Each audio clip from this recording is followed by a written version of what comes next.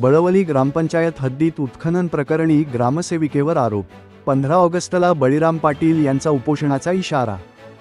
पेण तालुक्यातील बळवली ग्रामपंचायतीच्या हद्दीत सर्वे नंबर 82 1 2 3 4 मधील कथित बेकायदेशीर उत्खनन प्रकरणी आणि ग्रामसेविका शीतल जाधव यांच्या विरोधातील कारवाई न झाल्यामुळे 15 ऑगस्ट रोजी अलिबाग जिल्हा परिषद कार्यालयासमोर उपोषण करण्याचा इशारा सामाजिक कार्यकर्ते बळीराम पदम पाटील यांनी दिला आहे।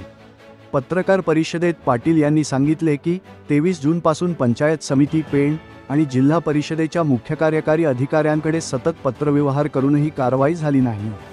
त्यांनी आरोप केला की 9 जून 2023 रोजी ग्रामसेविकेने कोणतीही आवश्यक कागदपत्रे तपासणी न करता खडी मशीन व गोडाऊनसाठी नाहरकत दाखला दिला। प्रत्यक्षात सर्वे नंबर 82 हा एकच सातबारा असून त्याचे 1 2 3 4 असे तुकडे झाल्याचा कोणताही पुरावा नसताना NOC देण्यात आली।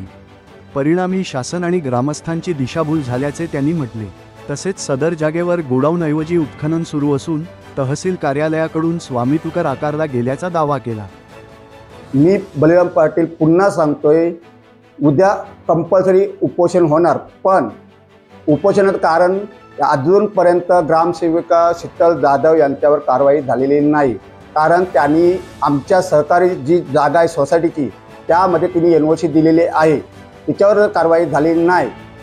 तर मी आमरण उपोषण करीन। त्या व्यतिरिक्त अजून काही भरपूर गोष्टी काही NOC दिलेल्या आहेत। सरपंच, माजी सरपंच, उपसरपंच प्लस शीतल जाधव यांनी अजून भरपूर काही गोष्टी अशा निघतील, ते सध्या मी काही बोलू शकत नाही। ज्यावेळी वेळ येईल त्यावेळी मी त्या गोष्टी सगळ्या क्लिअर करत जाईल। तेवढे माझ्याकडे पूर्णतः भक्कम पुरावे आहेत, त्यासाठी त्यांची कारवाई कंपल्सरी व्हायला पाहिजे, अन्यथा उद्या माझं कंपल्सरी आमरण उपोषण जिल्हा परिषद अलिबाग येथे कंपल्सरी होणार आहे। खास करून पहिले म्हणजे NOC दिलेले आहे, ग्रामसेविका तिचा अधिकार नसताना ते प्रशासकीय अधिकारी असताना तिने एक NOC दिली आहे। माजी सरपंच संजय कमलाकर डंगर, दुसरे उपसरपंच पण त्याच्यात इन्व्हॉल्व आहेत।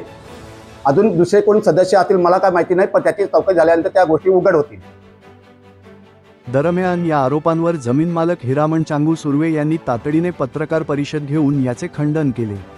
त्यांनी सांगितले की त्यांच्या मालकीच्या सर्वे नंबर 82 च्या 2 भागासाठी घेतलेल्या NOC वर आधारित व्यवसाय सुरू न झाल्याने ती रद्द झाली असून कोणतेही माती उत्खनन झालेले नाही। त्यामुळे पाटील यांचे आरोप निराधार असल्याचे त्यांनी स्पष्ट केले। 82(2) ह्या जाग्यामध्ये ह्या जागेच्यावर मी ग्रामपंचायतीकडून NOC घेतली होती धंद्यासाठी, परंतु 2023 ते आज आहे 2025 ह्या 2 वर्षाच्या कालामध्ये कुठलाही त्याच्यावर धंदा किंवा काही केलेलं नाही आहे।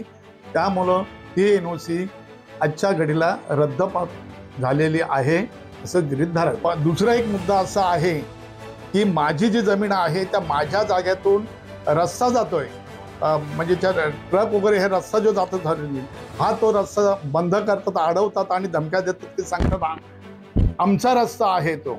आणि ह्यांची जी ठराविक लोकांची असे तिथे काही मक्तेदारी आहे की माझी जागा हडप करण्याचं त्यांचा हेतुमत्व आहे, हे नाकारता कामा नाही।